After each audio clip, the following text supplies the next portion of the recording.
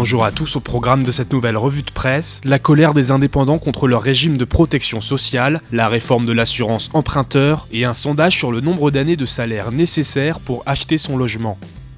Les indépendants sont tous vent debout contre le RSI, leur régime de protection sociale. Selon un baromètre du SDI, syndicat des indépendants, dont le Figaro a publié les résultats, 76% d'entre eux ont une appréciation négative du régime. Pire encore, 23% des sondés comptent changer de statut cette année, un taux en forte hausse, car il n'était que 13% dans ce cas en 2015, selon boursier.com. Conscients de l'importance du problème, les candidats à la présidentielle ont tous fait de ce sujet un axe essentiel de leur programme. Emmanuel Macron et Benoît Hamon ont ainsi promis de supprimer le RSI. Marine Le Pen et François Fillon, qui étaient Premier ministre lors de la création de cet organisme, se sont quant à eux prononcés pour une refonte de ce système.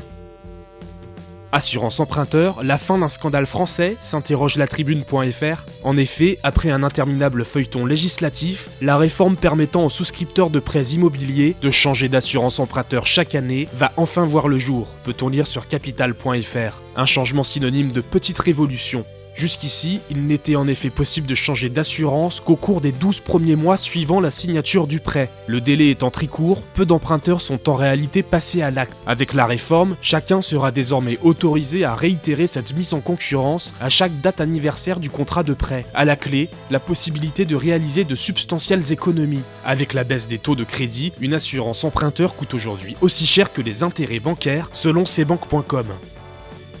Vous êtes-vous déjà posé la question de savoir combien d'années de salaire vous serez nécessaire pour devenir propriétaire d'un logement? Un sondage Century 21, relayé par le particulier.fr, s'est attelé à répondre à cette question. Tout dépend évidemment du lieu de l'achat. En moyenne, il faut débourser près de 374 000 € pour acheter un logement en région parisienne contre environ 150 000 € dans le Limousin. En Ile-de-France, c'est donc l'équivalent de 18 années de salaire qui doivent être dépensées pour acquérir son logement, contre 13 ans en Provence-Alpes-Côte d'Azur ou en région Rhône-Alpes.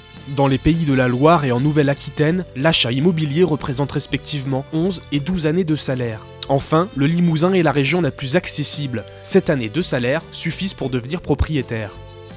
C'est tout pour cette nouvelle revue de presse, on se retrouve très vite pour un nouveau point sur l'actualité des finances.